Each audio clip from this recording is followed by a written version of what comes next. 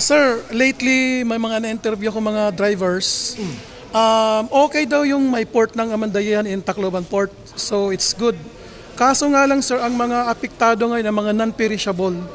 May na-interview ako ng mga drivers. Stranded sila mga 1 to 2 weeks because they are non-perishable goods sir.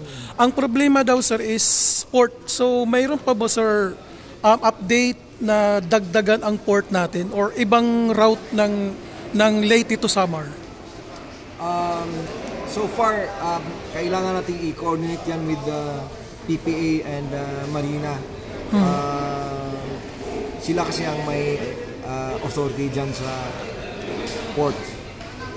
Yung sa atin, kung anong may tulong natin, halimbawa sa paggawa, katulad ng nangyari ng Amandayan, we are ready to assist.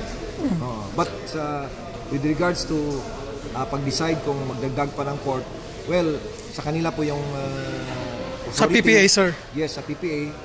Sa amin naman, kung kailangan kaming tumulong, nandito lang kami, ready naman kaming tumulong. Sir, may data na ba kayo regarding yung ito ngayon na may limit na ang tonnage ng mga katawid sa San Juanico Bridge? Ilang trucks ang naitatawid everyday and ilan ang medyo hindi na nakakatawid? Sa San Juanico ba? Opo. Yung mga kuwan lang, talagang 3 tons and below lang talaga nakakatawid. May data kayo sir na ilan ba ang nakakasakay na ngayon sa barko yung tawid from Tacloban to Amandayan?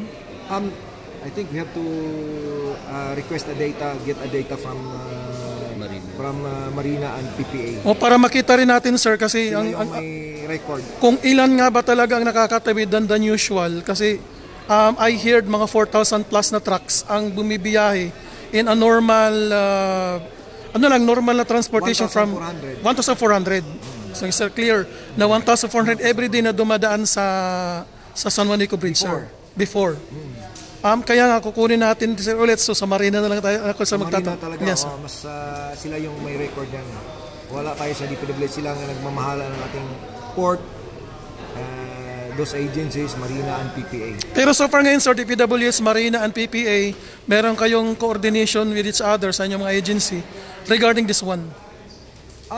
Nagpapatawag ng meeting naman yung pinaka-focal person is the OCD. So, we can also, I think the OCD has the record also of that. Sir, may nagsuggest rin Babatngon to Catbalogan na route. Mayroon ba sir possibility na ang Babatngon to Catbalogan na route ma-open yan? Yung ating, ano ko lang dyan sa Babatngon, mayroong municipal port ng Babatngon, but then I think it's only for a very small boat.